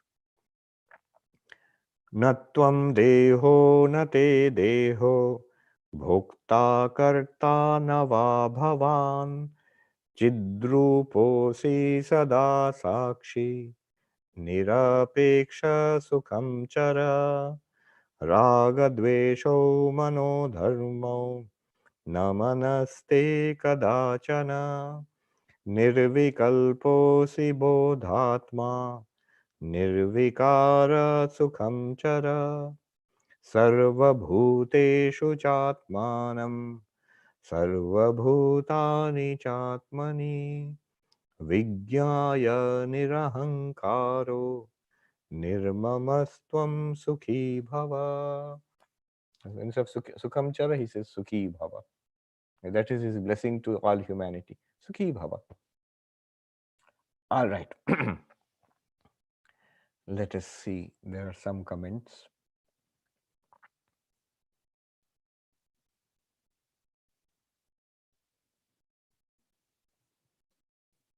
Jagdish ji saying, could you please share a few moments from the day when you realized your true nature? Also guide us how we can realize our Sada Sakshi intellectually, inner voice, intuition. I fully agree about Sada Sakshi. Yes. Few moments from the day when you realized your true nature. Who I? I will never tell you that. No, how do you know that I've realized it? I've just read a few books. I'm sharing this with you. That's all. How can we realize our Sada Sakshi? Yes. So, if you say that intellectually I understand, good. Yeah, if you say I have understood intellectually, that means there is a little doubt there.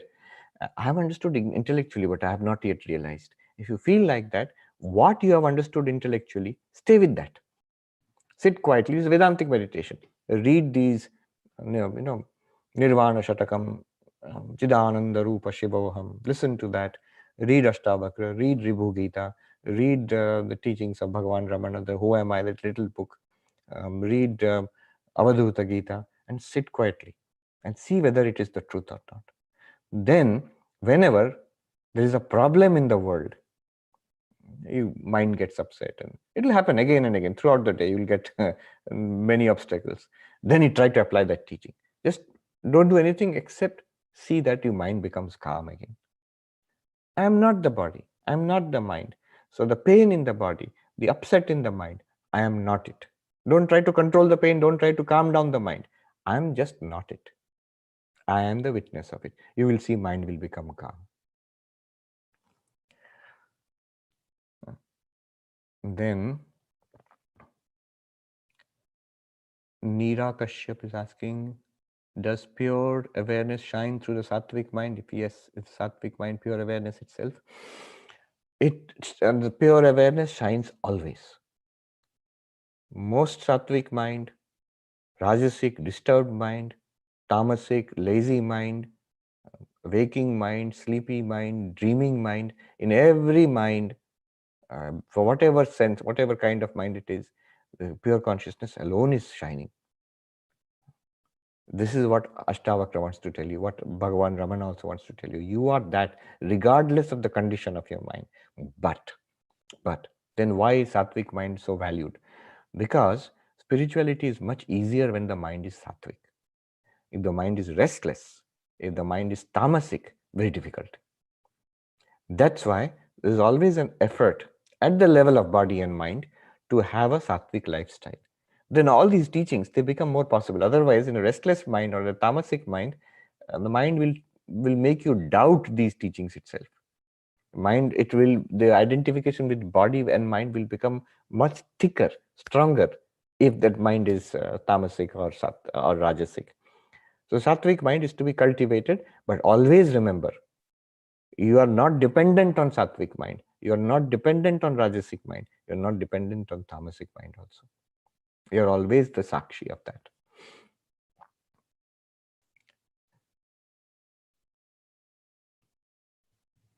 Richa is asking, while we are not body or mind, at conventional level, they serve a purpose. Yes, certainly. It is also said the enlightenment is best possible human embodiment, not in other realms, demigods, animals. Correct. However, it is also important to generate dispassion to cut sensory or obsession towards objects in the world. How can we generate a middle way where we are doing our duty, meditating and doing puja, but at the same time we know that this is all a playful theater and not to be taken very seriously. This seems to be a tightrope. Don't walk the tightrope. Don't look for a middle way. Don't try to balance. It's trying to balance poison and amrita. One sip of amrita, one sip of poison, balancing. Never balance like that. You will fail always. Always take the side of the amrita. Always take the side of realization. Always take the side of the Atman. Say that we have this idea that if I'm spiritual, then I will not do my duties. If I'm spiritual, I will not mix with other people in the world. I will not go to the office. I will not clean my room. I will, of course not. All activities are possible at the level of the body, only at the level of the body. The activities at the level of the body, they cannot be stopped. Bhagavad Gita makes it clear. Not even for na kaschit kshanamapi jatu tishtatya karmakrit. Even a moment you cannot stop without doing any activity. At the level of the body, activity is continuous. If you sit in meditation, that's also an activity. So, karma is continuous at the level of the body. You cannot stop it. You need not stop it. Let it go on. Whatever has to be done, let the body do. And when that everyday body also will stop, rest is there, deep sleep is there, and at one point death of the body is there. What is it to you? Similarly, activity at the level of the mind. When the mind is to be active, when it's to concentrate on work or study, let it do that. When it is to quieten down in prayer and meditation, let it do that. Again, let it become active. At the time for sleeping, let it go to sleep. You are the witness consciousness.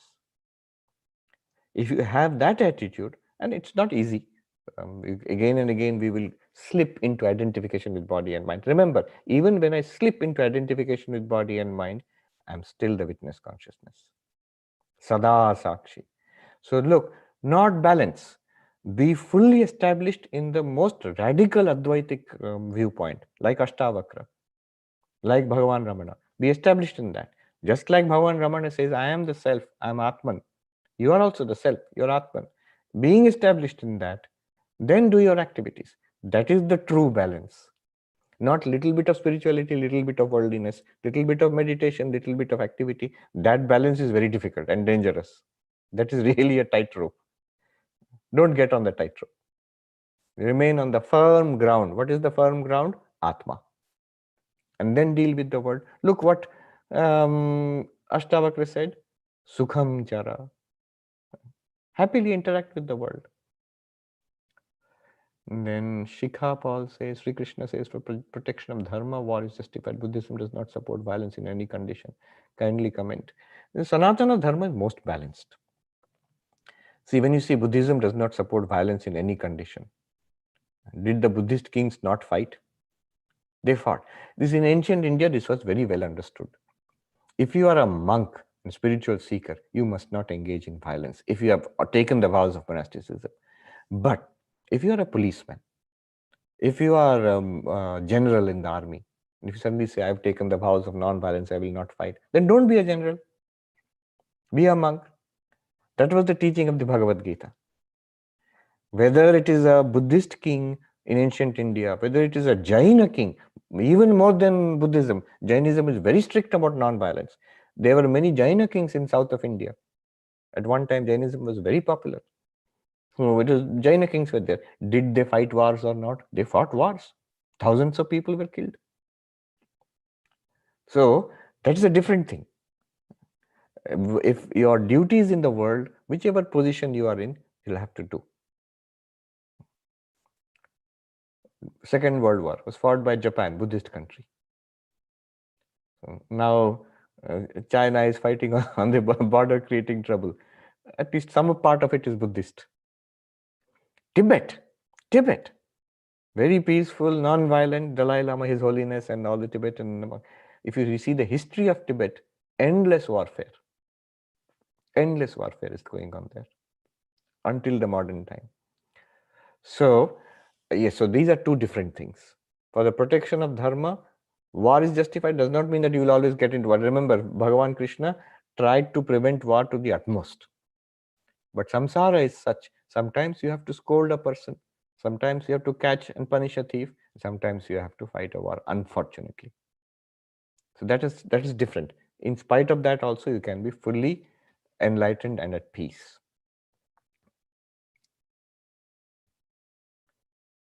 Kindly show some light on this point illustrated in Bhagavad Gita. Oh, Shankar is asking, what is the difference between mind and intellect? These definitions are very clear in Vedanta. Mana, mind is manas. Sankalpa vikalpa atmakam manaha. And buddhi is nischayatmika antakarana vritti is buddhi. So the determinative faculty, the knowledge faculty, when you realize, I get it. See the difference between, suppose you're doing a maths problem, trying to understand, thinking this way and that way. Mind is active. Manas. When the flash of understanding comes, I get it. That is buddhi. It's the same thing, two different functions. Sankalpa vikalpa, mind. Nischayatmika, clarity comes, buddhi. Kindly throw some light on this point illustrated in Bhagavad Gita. Exact time of death, Bhakta remembers me truly. Instant enlightenment. What is the meaning of this? How can it be achieved? Death is an unknown territory. Remember what Krishna says in the Bhagavad Gita. Yes, at the time of death, what you remember, that determines the next birth, or one attains God. Tyajatyante kalevaram, he says. There, the next verse, Krishna says, therefore, sarveshu kaleshu mam anusmara. At all times, remember me. So it's not at the point of death, suddenly you will decide, whole lifetime I will pass doing whatever else. As Krishna has said, at the time of death, you will remember and attain God. So all these sadhakas and all, they are foolish. They're always trying to remember God. I will remember God at the time of death and then I will attain God realization. No, it will not work. As you said, it is unknown what will happen at that time. One may not be in a condition to think anything also. So therefore, think of the Lord at all times. That Krishna himself says in the next verse after that. All right, I think we will stop. We have run out of time. There's so many good questions. So I will have to come back again, I think. Om Shanti Shanti Shanti Hari Om Tat Sat Shri Ramakrishna Arpanamastu. Thank you so much. Swamiji, once again, very, very grateful for your kind address. Taking benefit of your presence, Swamiji, I'm very happy to announce that Raman Kendra Delhi will be organizing Rudra Abhishek for 4 Peher or 12 hours through the entire night on 11th March on the occasion of Mahashivratri. This is being done for the first time at Kendra. And our intention of organizing this was to help our devotees come out of the intense last 12 months of pain, confusion, and losses of various types due to the COVID period. Swamiji, as I requested you yesterday, may I please again request if you can talk briefly about the importance of Rudra Abhishek? Yes, you mentioned this, and I'm glad that Ramana Kendra is doing it. Sometimes, what happens is when we follow Advaita Vedanta, it seems so anti-ritualistic. We think, oh, these are rituals. Why should we do this? I am a Vedantin, Advaitin. But notice, there is no conflict between rituals and Advaita Vedanta. In the Shankara Mathas, in the Sringeri, and other places, you will find throughout the day rituals are going on. And they are the highest teachers of Advaita Vedanta. See, there is no conflict. What are these rituals? Rudra Abhishek especially. What is this ritual? Swami Ashokanandaji, who was one of the senior monks of the Vedanta Society in Northern California, he was a disciple of Swami Vivekananda. He used to say, rituals are concrete philosophy. So the Advaita Vedanta, which we are studying, which we talked about, Ashtavakra, which Bhagavan Ramana taught, that is put into a physical form in the rituals. So there are actual physical actions which we do with physical objects, with the bay leaves, with the ghee which is poured, with the milk which is poured, these items, and with the Shivalinga. This is the physical form of it. There is a Vachik form. You chant the Rudram. That ritual has a verbal form. You chant the Rudram. It is a mental form. You do mental upasana of Lord Shiva. And it has an intellect form, buddhi form, where you understand that Chidananda Rupa Shivoham. It is basically being centered in your real nature.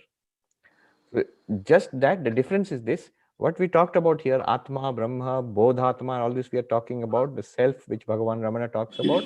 In the Maha Rudra Abhisheka, it is called Shiva Tattva. Shiva Tattva, the principle of Shiva. Same consciousness, which Bhagavan called Arunachala Shiva, which is pure consciousness. The same reality is called the Shiva Tattva, which is expressed in 1,000 different ways in the Rudram. And that is chanted, that's the verbal form of it, and the rituals are performed, that's the physical form of it. Mentally, one must be present in the presence of Lord Shiva. That's the mental form of it.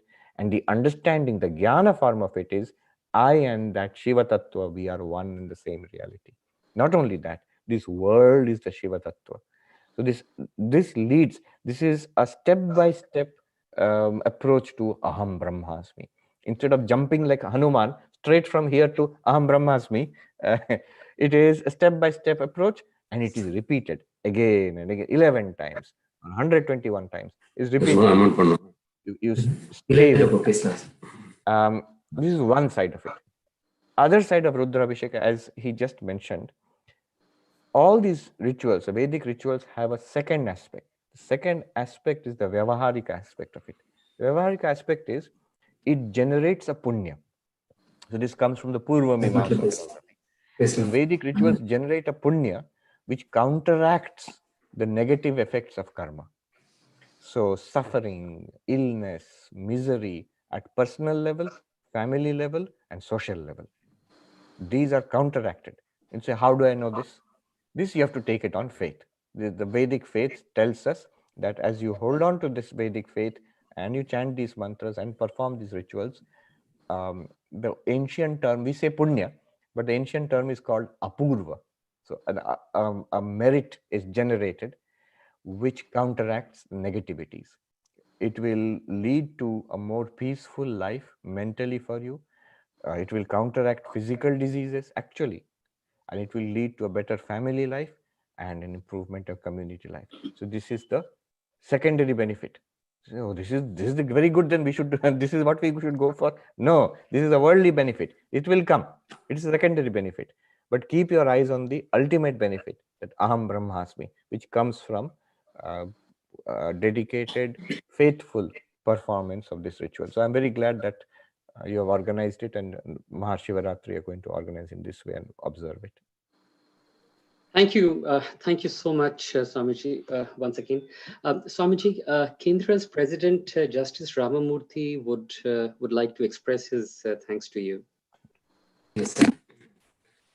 My dear respected Swamiji, we are all very happy, very much blessed to hear you. Very interesting, instructive speech, Swamiji. I wish that we have such satsangs very often so that we can understand, in spite of our difficulties in life, what exactly is what we are facing and how to meet the challenges in life, Swamiji. We are very grateful to you, Swamiji. On behalf of Varuna Kendra, I express my deep sense of gratitude for this gracious gesture today, Swamiji. Om Sri Ramanaya Namaha. Thank you. Swamiji, Adarshji, who also addressed you last time, would also like to thank you. He's the Vice President of the Kendra. Yes. Swamiji, namaskar. Namaste, good to see you. Very, very grateful to you to having spared some time and explaining us so beautifully the concept of who am I.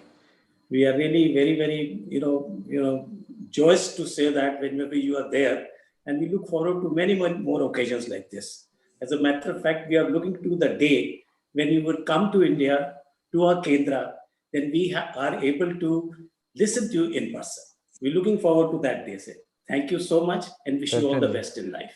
Thank you. Thank you so much. Please take care. Swamiji, once again, many thanks. Now, moving forward, I would request Jayanti ji to present bhajans and Akshar Manamalai. Yeah. So today's bhajan, a question and an answer for that. Anandam enge yena alayum maname. Oh, mind, where is Anandam? Where is happiness we are searching? And the answer is Anma Swarupame Anandame. Anandame, Anandamenge yena alayum maname. Anandamenge yena alayum maname.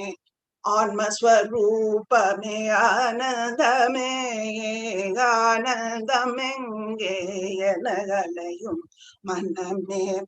Anma Swarupame Anandame, Anandame, Sachidanandame, Anandame, Sachidanandame, Anandame, Hamsanandame, Anandame, Hamsanandame, Anandame, Nityanandame, Anandame, Nityanandame, Anandame, Shivanandame, Anandame, Shivanandame, Anandame, Paramanandame, Anandame, Paramanandame, Anandame, Ramanandame, Anandame,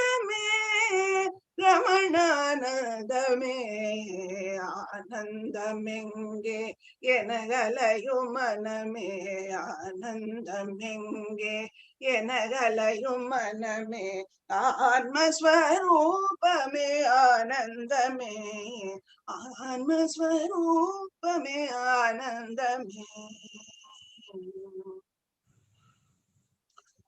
அருணாச்சலவருக்கு ஏற்ற அக்ஷரமணமாலை சாற்ற கருணாகர கணபதியே கரம் அருளே காப்பாயே அருணாச்சல சிவ அருணாச்சல சிவ அருணாச்சல சிவ அருணாச்சல அருணாச்சல சிவ அருணாச்சல சிவ அருணாச்சல சிவ அருணாச்சல அருணாச்சல சிவ அருணாச்சல சிவ அருணாச்சல சிவ அருணாச்சல அருணாச்சல சிவ அருணாச்சல சிவ அருணாச்சல சிவ அருணாச்சல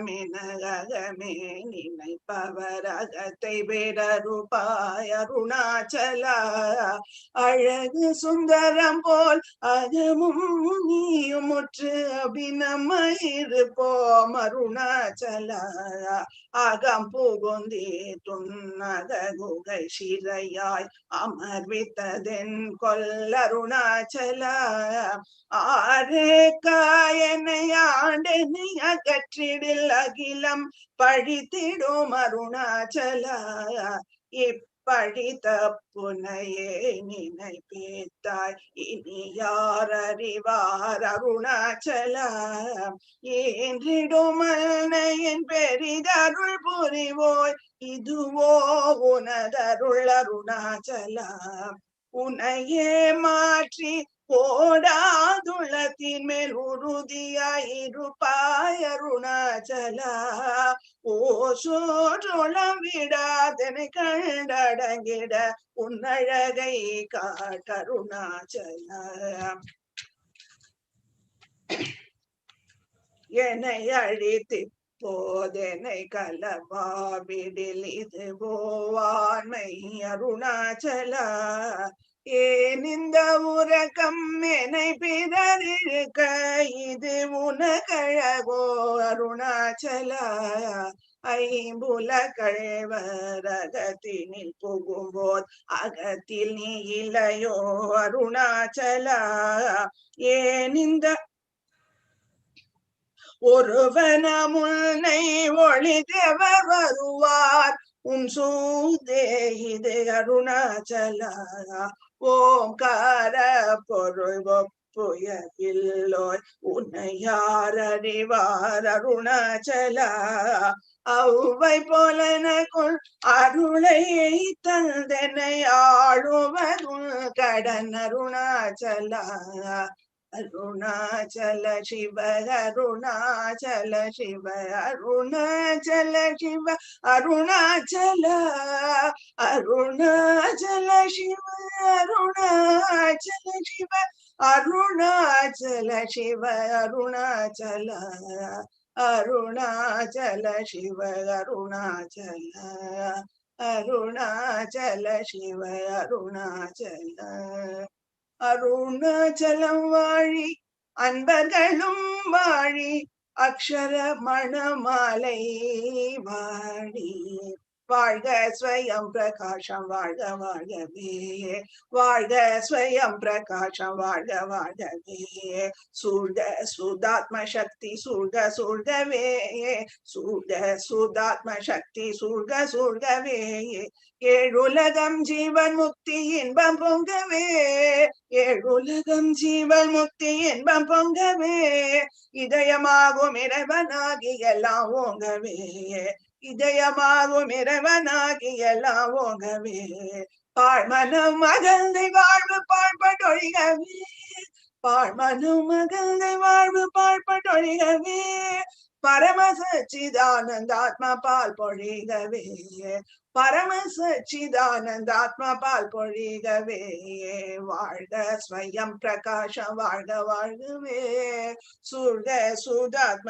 சக்தி சூழ்க சூழ்கவே தட்டிலாத நித்திய ஜீவ தத்துவமுங்கவே தட்டிலாத நித்திய ஜீவ தத்துவமுங்கவே தன்மயத்தில் சின்மயம் தழைத்து ஓங்கவே தன்மயத்தில் சின்மயம் தழைத்து ஓங்கவே எட்டு திக்கும் அம்ச சோகம் எதிரொலிக்கவே எட்டு திக்கும் அம்ச சோகம் எதிரொலிக்கவே எல்லாம் பிரம்மம் என்னும் உண்மை இறைவகிக்கவே எல்லாம் பிரம்மம் என்னும் உண்மை இறைவகிக்கவே வாழ்க ஸ்வயம் பிரகாசம் வாழ்க வாழ்கவே சூழ்க சூதாத்ம சக்தி சூழ்க சூழ்கவே சூழ்க சூதாத்ம சக்தி சூழ்க சூழ்கவே வாழ்க ஸ்வயம் பிரகாசம் வாழ்க வாழ்கவே.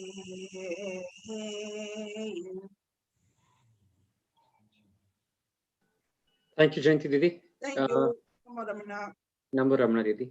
Narayanji. Okay, sir.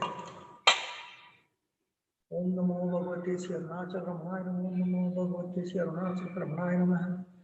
Om Namo Bhagavate Shri Arunachal Ramaya Namo. Dhupartam samarpayami. Deepartam samarpayami. Akshadam samarpayami.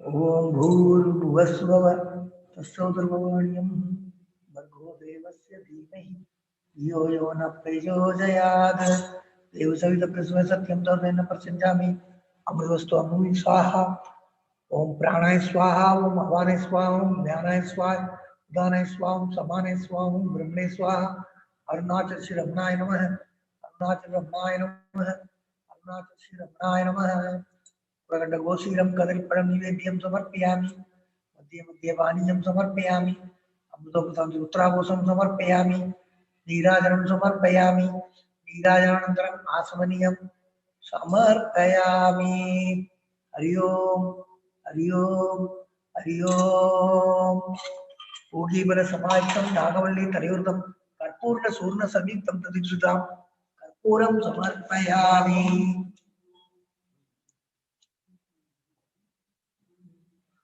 घंटी बजा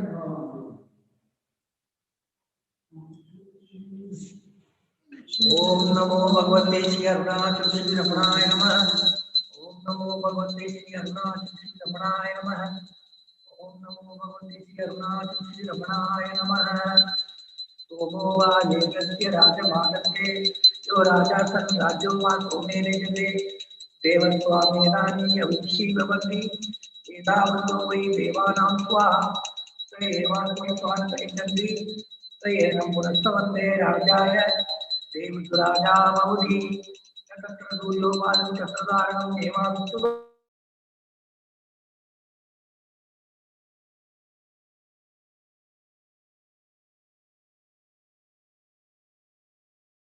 राजसायिने नमोऽयं वैष्णवाय कुर्महे तमे गामाय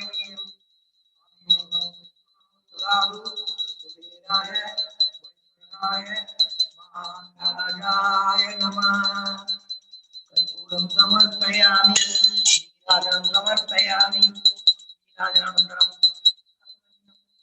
समर्पयामि Hari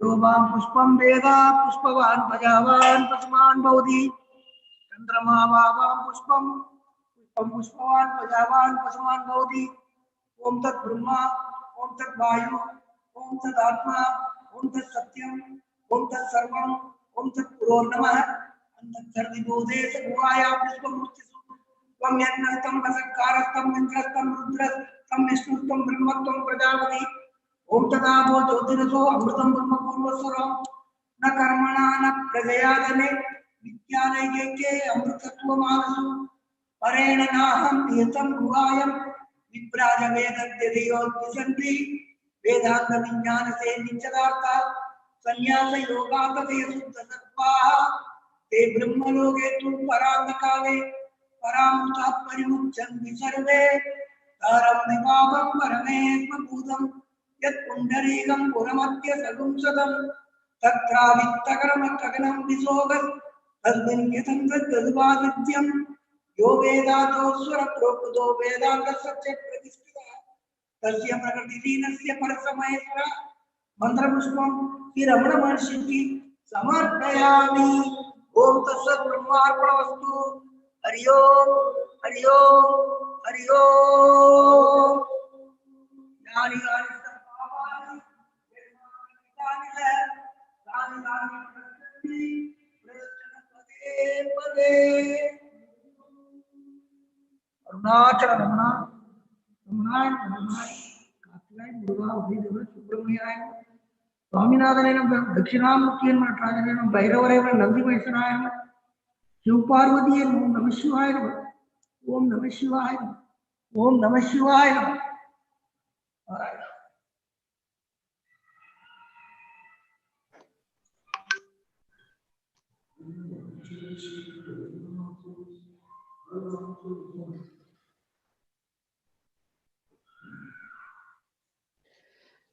This brings us to the end of the Satsang day.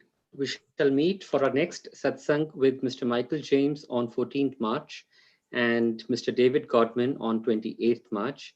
I shall also be sending out detailed messages to all the devotees for Rudra Abhishek on 11th March. Namo Ramana.